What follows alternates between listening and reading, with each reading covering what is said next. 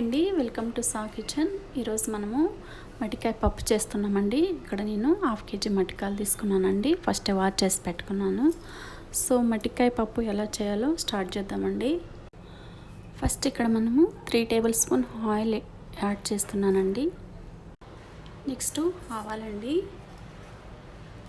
Next జీలకర్ర, శనగపప్పు, next garlic, onion, curry leaves వేస్తున్నానండి.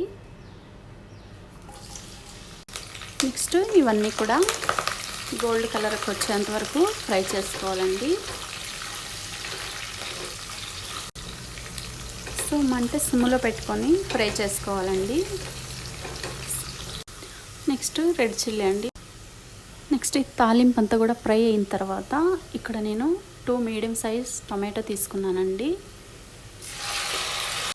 అలాగే కొంచెం చింతపండు అండి, నెక్స్ట్ గ్రీన్ చిల్లీ అండి. నెక్స్ట్ ఇవన్నీ కూడా బాగా కలిసేటట్టు మిక్స్ చేసుకోవాలండి.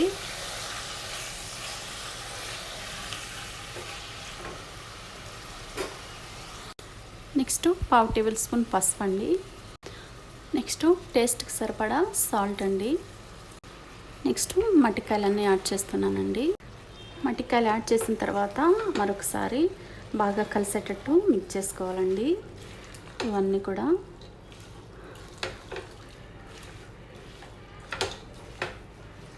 నెక్స్ట్ అన్నీ మిక్స్ చేసిన తర్వాత వాటర్ యాడ్ చేయొద్దండి. ఆల్రెడీ టొమాటో వేసాం కదా, టొమాటోలలో వాటర్ ఉంటుంది కాబట్టి ఆ వాటర్తోనే కుక్ అవుతుంది అనమాట. సిమ్లోనే కుక్ చేసుకోవాలండి.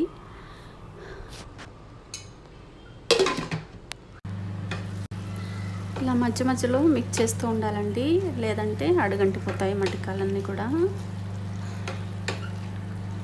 అన్నీ మిక్స్ చేసిన తర్వాత ఇంకా మటికాయలు అనేటివి ఉడకలేదండి. మరొకసారి కవర్ పెట్టి సిమ్లోనే కుక్ చేసుకోవాలండి.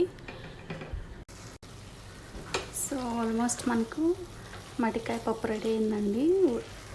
మటికాయలన్నీ కూడా బాగా కుక్ అయ్యాయన్నమాట. నేను ఒక 30 మినిట్స్ కుక్ చేశానండి. సిమ్లోనే కుక్ చేశాను. 30 మినిట్స్ పట్టిందండి మటికాయ కుక్ అవ్వడానికి.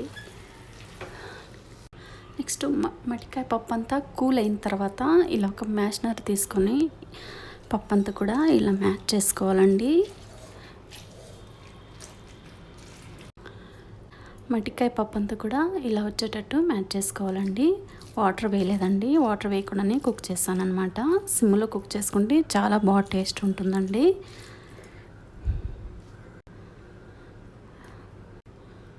ఒకసారి మీరు కూడా ట్రై చేసి మీకు ఎలా వచ్చిందో కామెంట్ సెక్షన్లో కామెంట్ పెట్టండి. అలాగే ఈ వీడియో మీకు నచ్చినట్టయితే like, share, subscribe. Thanks for watching this video.